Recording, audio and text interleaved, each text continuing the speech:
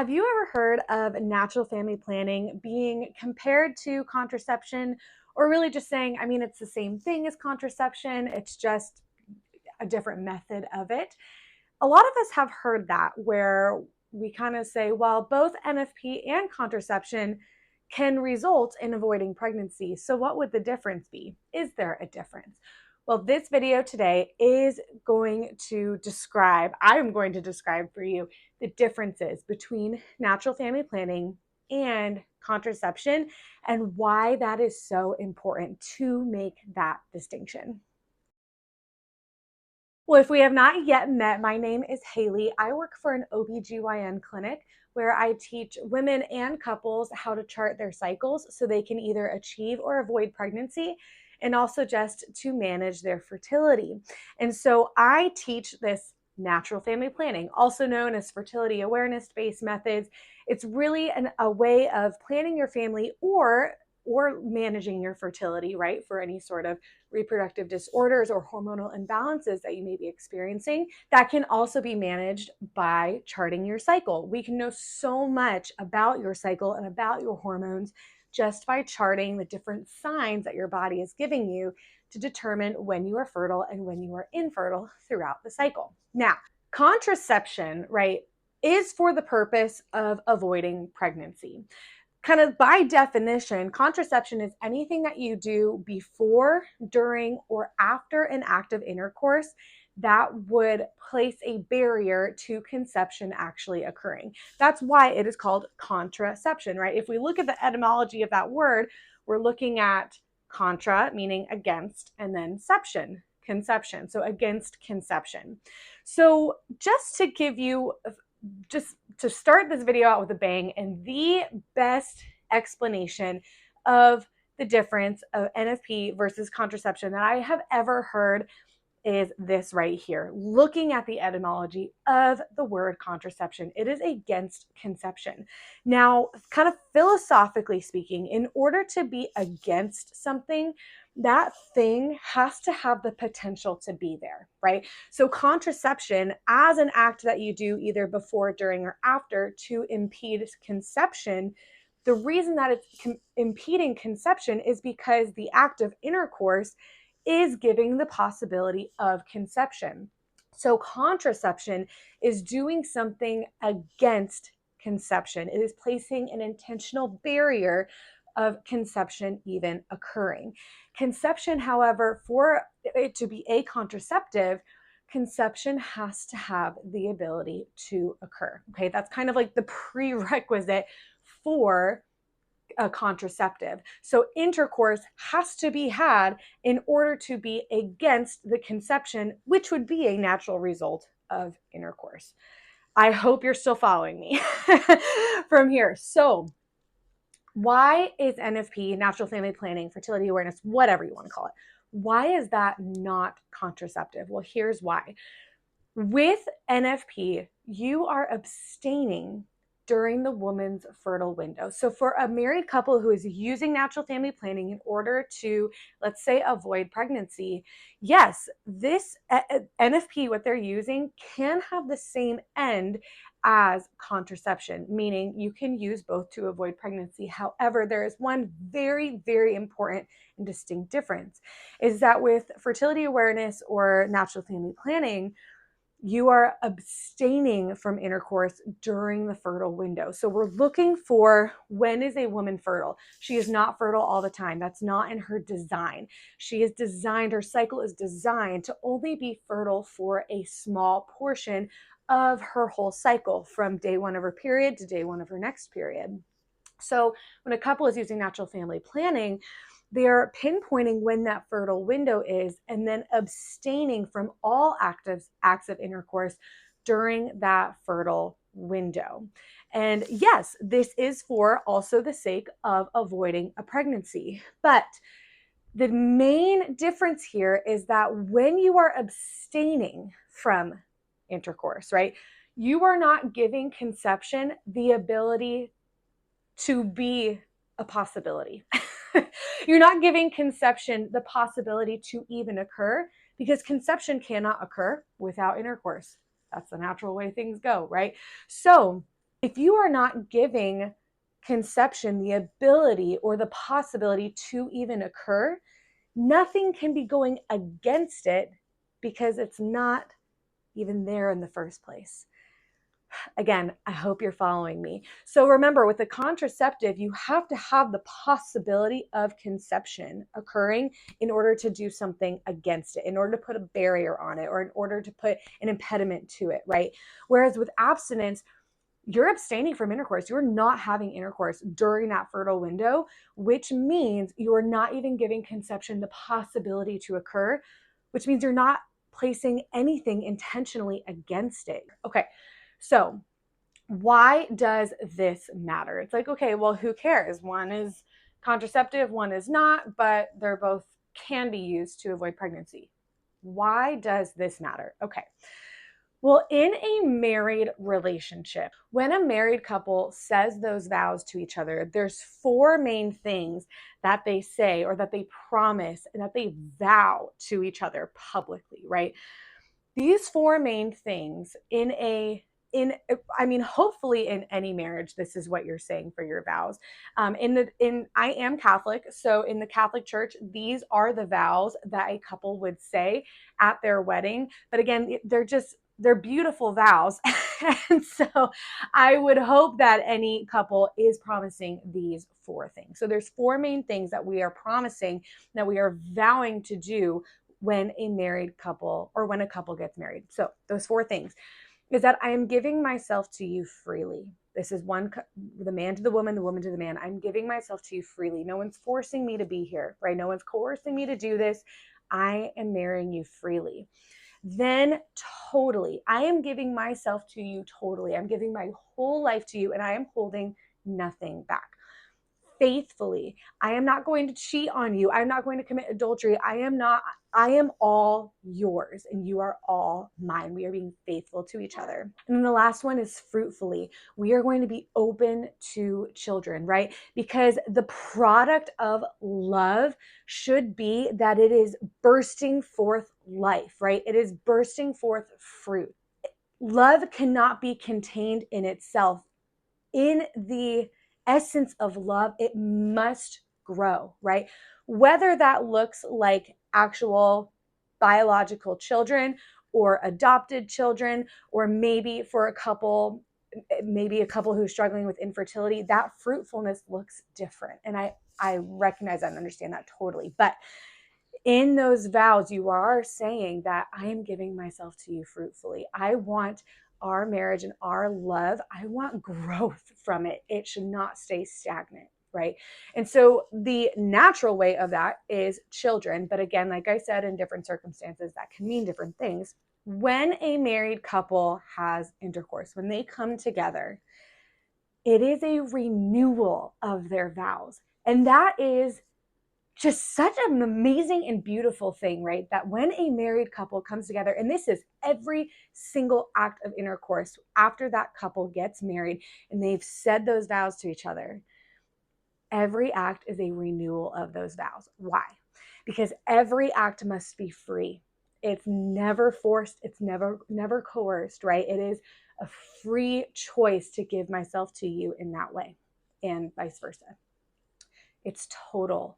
I am giving myself totally to you, holding nothing back, right? And that's actually one of the things that contraception impedes. It impedes on being able to give yourself to the other totally. And the best example of this really is the use of condoms or any sort of barrier method. It's called a barrier method of contraception because you are placing a barrier between you and your spouse, between you and that person. And so it's going against the idea of giving yourself fully, holding nothing back, right? And so this is how NFP, first of all, upholds that portion of your vows in every act of intercourse, is that there is no intentional barrier being placed to giving your whole self totally to the other person. Now, faithfully, right? Every single act should be faithful. It is you and me. And that is it, right? And then fruitful. Every act needs to be open to life. That does not mean every act ends in getting pregnant. First of all, that's not naturally, that's just not possible. That's not how our bodies are made. And second of all, that's not always prudent for a couple either, right? And so NFP allows for every single act to still be open to life, whether it actually, again, like I said, turns into a pregnancy or not. That is up to the woman's biological time clock in her life, right? But it is always intentionally open. There's never an intentional barrier being placed to that possibility of conception. Now, the key word here is intentional. Why? Because when a couple is using natural family planning, no, there's no intentional barrier being placed, but there is a natural biological formula that the woman's body should be going through every single cycle. Like I said earlier, right? The woman is not always fertile. So there will be times in a married couple's relationship where they have intercourse and it does not resolve in pregnancy because of the mere fact that there is no egg that is viable to produce life. There is only a sliver of time in every single cycle where an egg is released from a woman's ovary and it is viable to be fertilized by sperm, and ding, ding, ding, conception occurs, right? There's a very short window of that possibility. In the rest of her cycle, there's no egg that's there because she only ovulates once per cycle. And so any act of intercourse that's outside of the woman's fertile window would naturally not end in conception. But it's not because of an intentional barrier being placed there. It's not because I'm taking a pill to suppress that ovulation. It's not because I'm using a condom to put a barrier between me and my husband to prevent that from happening. No, there's no intentional barrier there. It is just the mere fact that this is how God created women's cycles. It's just that mere fact, right? So that is the difference between natural family planning or fertility awareness and contraception. Contraception is an intentional barrier being placed to put impediment to conception, whereas natural family planning places no barrier there, no intentional barrier. It is just merely following the woman's natural cycle, the natural body, the way that her cycle, her body was created and designed, right? It is just following that. Now, to kind of move this a little bit forward, there could be arguments made for what reason are you choosing to abstain? What reason are you choosing to not have a child at this moment, right? So a really good document to visit, whether you are Catholic or not, a great document to visit and to read, it's a fairly short one, is called Humanae Vitae, which is just Latin for human life. It was written by Pope Paul VI, actually in the 1960s, but everything is still so pertinent to what we experience in our culture today, right? And he talks about this exactly, right? Like, is there a threshold, I guess I should say, to a reason why a couple would want to abstain? Are there good reasons and are there bad reasons, or does it matter the reasons, right? He really outlines this idea in the lens of what he calls responsible parenthood. So within a married couple's life, there may be times in their life where they say, we can really be generous right now. We can really be generous with our family. We are wanting to achieve pregnancy, or we are wanting to, just be open to whatever happens. And that's beautiful and that's good. And that's all things good. I don't want to say there will, but there most likely will be times in every married couple's relationship, in their marriage, where they experience a time where it's actually maybe not prudent for the couple to have another baby. Now, in this document, the Pope does not outline this is an acceptable reason and this is not. It's impossible to do that. It would be impossible for me to say, well, what is a good enough reason and what is not a good enough reason, right? more morally speaking, I should say, right? I cannot say that because every single couple is different. Every single couple has a different walk in their different journey. Every single couple experiences different things, right? And so one reason for a couple to abstain may be it may be the same reason for a couple wanting to achieve, right? It is vastly different per every married couple. However, he does give some outlines as to what might be a reason to legitimately abstain or avoid a pregnancy out of prudence, out of responsible parenthood. Some of those reasons may be psychological reasons or emotional reasons, could be financial reasons. It could be a plethora of different reasons as to why one couple would choose to avoid and one couple would choose to achieve. I think the general spirituality with natural family planning and fertility awareness is that you are open to life, right? You are never placing an intentional barrier into intercourse, into the act that is supposed to be renewing those vows between you and your husband or you and your wife, right? There's no intentional barrier being placed. And so with people who practice natural family planning, oftentimes that spirituality is of generosity, is of openness to life. But that does not negate the fact that there are legitimate times in a married couple's life where it may be prudent to abstain. Another reason, a huge reason that I don't know why I'm just remembering it, but would be medical reasons, right? Sometimes there are doctor's orders to not get pregnant again for whatever reason that may be. So it is a very prudent thing, a very right and good and smart thing to be aware of the woman's cycle, so that if you ever do get to a point where abstaining from intercourse, it's prudent to do that in this certain scenario, in this phase of life, in this season, whatever, or even indefinitely, whatever that is, it is really good to know natural family planning so that you can always give of yourself freely, always give of yourself totally, always give of yourself faithfully, and always give of yourself fruitfully to your spouse, as you promise to do in your vows, in which every single act of intercourse is a renewal of, right? That's how serious and sacred and beautiful that this act is. And that is why it is so important to maintain those promises and maintain those vows. And so contraception does not maintain those vows. It does not maintain the totality of giving your whole self to the other person, holding nothing back.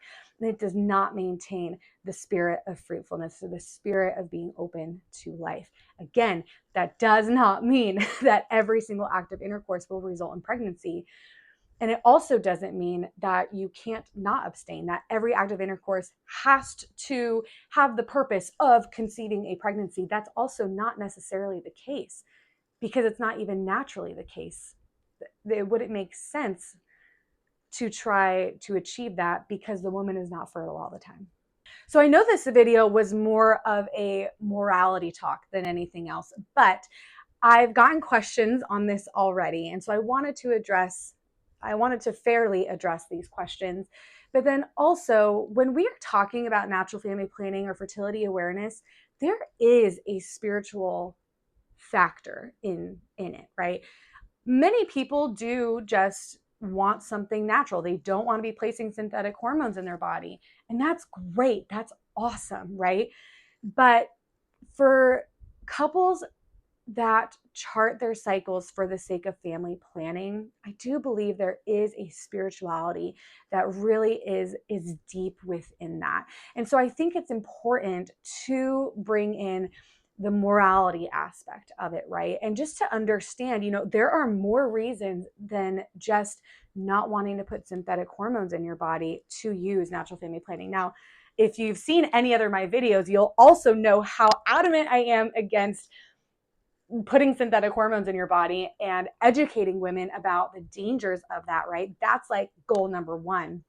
But I do think it's very important to also touch on this more spiritual and more moral aspect of natural family planning, fertility awareness. So for those of you that do want to read more about my position on this, and just to gather more information about what I've been describing this whole video.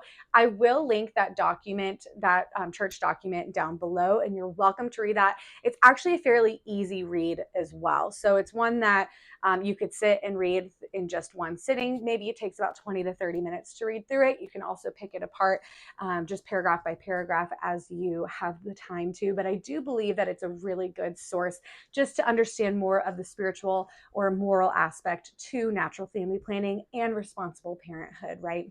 But thank you for sticking with me through the end of this video. Please, please, please leave comments or questions down below. I love interacting with you guys, answering your questions, hearing from you, hearing what you want to hear from me, right? Give me ideas if you have them for different topics that you want me to cover. I'd be happy to put them on the list. I have a running list now, which is so fun and so awesome. And give it a like, subscribe if you would also like to see more videos from me, and I will see you again next week.